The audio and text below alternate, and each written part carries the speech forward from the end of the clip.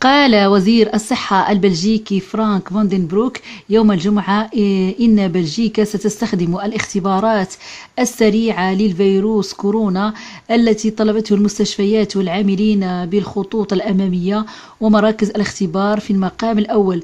تم تضمين عملية اختبارات الكشف السريعة في سياسة الاختبار البلجيكية بعد أن أعطى مؤتمر الصحة العامة المشترك بين الوزارات البلجيكية المختلفة الضوء الأخضر لتحديد سياسة الاختبار في بلجيكا.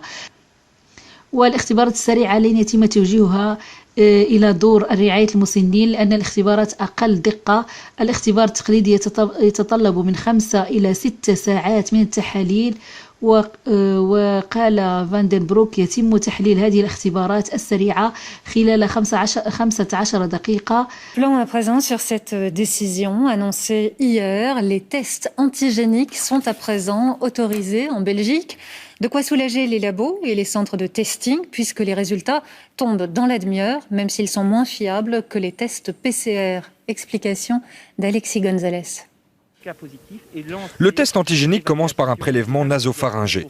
L'écouvillon est plongé dans un liquide, puis on dépose quelques gouttes de ce liquide dans une petite plaque. On attend et comme un test de grossesse, si 2 barres s'affichent, vous êtes positif au Covid-19, 1 barre négatif. Le résultat est obtenu en moins de 30 minutes. Une société montoise souhaiterait fournir des kits de ces tests à des entreprises, des pharmacies ou des grandes institutions, comme cela se fait déjà en Allemagne ou en France. Elle annonce pouvoir en écouler 50 000 unités par jour, mais elle attend une autorisation pour les distribuer. Faire une distinction immédiate entre une grippe et le coronavirus, ou une angine et le coronavirus, ce qui est souvent le problème aujourd'hui, puisque dès qu'il y a symptômes, on assimile tout le monde à une contamination au coronavirus par précaution, tandis que là au moins on peut lever le doute immédiatement. La vente de ces tests antigéniques par des sociétés privées n'est pas validée dans la stratégie de testing nationale. Même certifiés, ils doivent être manipulés par des professionnels de la santé. Dans cette résidence pour personnes handicapées, on utilise déjà les tests antigéniques. Tous les résidents ont été testés positifs il y a 2 semaines. Aujourd'hui, c'est le dernier jour de quarantaine. On a pu mettre la main sur un stock de 500 tests, ce qui nous a permis de tester très régulièrement et très rapidement les bénéficiaires. Ce qui nous a permis aussi d'apporter une réponse très rapide à la situation rencontrée ici à la Serpentine. Corriger les erreurs du premier confinement, tester pour agir rapidement et efficacement. Ici, on souhaite que l'utilisation de ces tests soit systématique. Ça nous permet de vraiment gagner beaucoup de temps, de ne pas mobiliser des moyens disproportionnés par rapport à des situations réelles, ou par contre, au contraire, vraiment adapter notre réalité sanitaire à la situation concrète et donc à la contamination de certains bénéficiaires. Ça nous a permis de protéger très rapidement le personnel, tout comme les bénéficiaires négatifs. Les tests antigéniques sont un peu moins sensibles que les tests PCR. Pour l'instant, le gouvernement fédéral les destine aux services d'urgence, aux hôpitaux ou aux centres de tri, mais pas aux maisons de repos. 70 000 tests sont réalisés quotidiennement en Belgique. On vise les 110 000 dès janvier prochain.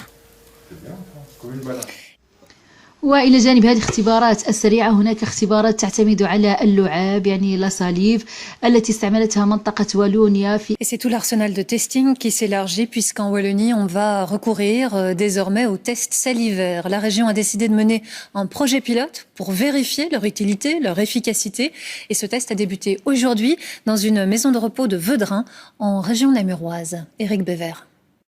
Ce n'est pas encore la Saint-Nicolas, mais le personnel de cette maison de repos a reçu un petit cadeau fort apprécié ce matin, un kit de test Covid qui utilise la salive plutôt qu'un coton-tige dans le nez. Le test nasal est un petit peu agressif et voilà, franchement, le faire avec la salive, on ne pouvait pas demander mieux. Bah oui. Ce test salivaire est très simple. On crache dans un petit entonnoir, on détache le tube et on l'envoie au labo. Le premier avantage, c'est que la personne se prélève elle-même sans intervention du personnel médical qui est occupé à autre chose qu'à ça. Le deuxième avantage, c'est que la première partie de l'analyse se fait dans le tube directement.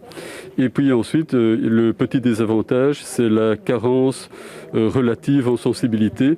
Ce test-ci est un tout petit peu moins sensible que le test fait avec un écouvillon nasopharyngé. Cet inconvénient serait compensé par la simplicité qui permettrait d'effectuer des tests massifs. Et en plus, c'est rapide. Puis à la salive, ils nous permettent d'avoir les résultats dès le lendemain. Donc on va être proactif dans la quarantaine si jamais la personne était positive. Mais jusqu'à présent, la Wallonie est la seule à essayer ce test développé à Liège. Si c'est positif, si c'est concluant et que l'université est capable à terme d'en disposer de plus, alors potentiellement ça pourra s'appliquer à d'autres collectivités. On sait que dans les prochaines semaines, dans les prochains mois, quand on va déconfiner, on va devoir reprendre une vie sociale et culturelle et donc il faudra tester plus. Si les tests salivaires peuvent venir en complément, c'est sûr que ça aura des avantages pour l'ensemble de la population. Bruxelles et la Flandre suivront-ils le mouvement? Cela dépendra du résultat de l'expérience wallonne. Dès la semaine prochaine, les 600 maisons de repos de Wallonie et leurs 40 000 employés se soumettront aux tests salivaires. L'établissement namurois qui a ouvert le bal ce vendredi n'a eu aucun résident atteint par le Covid depuis le début de la crise. Le personnel tient beaucoup à conserver ce brevet d'invincibilité. Et on reste à Namur puisque c'est là que le roi Philippe s'est rendu cet après-midi. Il a visité la maison de repos Foyer Sainte-Anne où vivent 70 résidents. Le roi voulait leur apporter son soutien en cette période difficile marquée par une grande solitude. Il voulait aussi exprimer sa reconnaissance au personnel soignant. Benjamin Braun. Le roi est accueilli par les enfants d'une garderie voisine, à distance et en chanson. Les jeunes veulent marquer leur soutien aux résidents. J'ai aussi un arrière-grand-père qui vit dans une autre maison de repos et j'ai déjà été le voir à plusieurs reprises. Il en a marre parce que ce sont vraiment des mesures très strictes là-bas. Donc ça doit être dur pour eux parce que du coup ils doivent être déprimés vu qu'ils ne peuvent pas voir leurs proches. Le roi Philippe rencontre l'ensemble des employés. Avec 30% du personnel absent, l'épuisement rend la situation critique pour ceux qui restent. Ce qui se passe, c'est qu'au niveau des bras, nous sommes démunis. Le matériel, nous sommes bien équipés parce qu'on a eu le temps de se préparer. Mais il y a ici, vu qu'il y a beaucoup de malades, que ce soit dans le personnel et que ce soit à l'extérieur aussi, ça devient compliqué. Équipé d'une combinaison et d'une visière de protection, le roi rencontre plusieurs résidents parmi la septantaine de retraités qui séjournent dans cette seigneurie, loin de leurs proches. Ah ben on les voit par la fenêtre. Ils se mettent dans la rue et les ouvrent par la fenêtre. Ça devient long, ça? Ah oui, ça devient long, mais enfin. La première, on était content qu'elle était finie, et c'est pas loin une de l'autre. Et puis il y a l'hiver aussi qui arrive. Il fait souple le soir assez tôt. Et voilà, il faut supporter tout ça. On reprenait seulement un petit peu d'air et puis paf, c'est reparti beaucoup plus fort, donc c'est très difficile. Philippe de Belgique clôture cette visite d'1h30 sous les applaudissements d'un personnel fatigué pour qui ce deuxième confinement ne fait hélas que commencer. Le Premier ministre l'a répété à plusieurs reprises, personne ne restera au bord du chemin. Tous ceux qui sont pénalisés économiquement par les mesures sanitaires seront aidés. Toute une série de nouvelles mesures ont en tout cas été annoncées ce matin, d'autres ont été prolongées. Coût total estimé pour le gouvernement, plus d'1 milliard d'euros. Elisabeth Grootars nous détaille tout ça.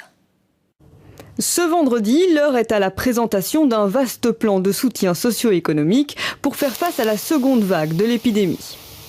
Je vais être très clair, parfois on a fait la comparaison avec un marathon. Si on est dans un marathon, je pense qu'on est pour l'instant beaucoup plus près du point de départ que du point d'arrivée. On va aider les gens, on va aider des entreprises qui sont dans une situation difficile. Concrètement, le gouvernement a prévu une quarantaine de mesures pour soutenir les entreprises, les salariés, les indépendants, les secteurs cruciaux ou encore les personnes en situation de pauvreté.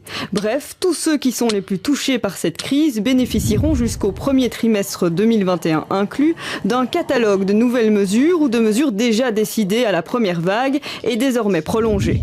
Dans ce catalogue, il est prévu que le chômage temporaire pour cas de force majeure soit rouvert à toutes les entreprises. L'État interviendra dans le financement du pécule de vacances des chômeurs temporaires de longue durée et l'accès à l'exonération des cotisations patronales pour le troisième trimestre de 2020 sera étendu à davantage de secteurs qui ont dû fermer. À cela s'ajoutent d'autres mesures pour les indépendants. Mais il y a surtout les mesures de droit passerelle qui sont doublées jusqu'à la fin de l'année pour toutes les entreprises, tous les indépendants qui sont fermés. Tous les commerçants qui sont fermés maintenant bénéficieront également de cette mesure, ainsi que les fournisseurs de ces commerçants. Pour les travailleurs salariés, retour également du chômage temporaire via une indemnité équivalente à 70% de leur salaire mensuel brut. Et puis l'ONEM paiera un supplément à la prime de fin d'année aux travailleurs restés longtemps dans ce chômage temporaire. Un plan de soutien très vaste donc, au coût important. On est avec un budget significatif de plus d'1 milliard d'euros, mais c'était nécessaire. Je pense que dans la gestion de cette crise, et particulièrement dans cette deuxième vague, on doit tout faire pour maintenir l'activité économique, maintenir le pouvoir d'achat des travailleuses et des travailleurs et venir en aide aux plus précarisés. D'ailleurs, pour les bénéficiaires du revenu d'intégration, la prime de 50 € par mois est prolongée. Enfin, les chômeurs temporaires pourront être embauchés dans les domaines agricoles, de la santé ou de l'enseignement, en préservant la majorité de leurs allocations. Mais reste que pour financer ce nouveau plan, le gouvernement devra encore trouver un autre catalogue de solutions.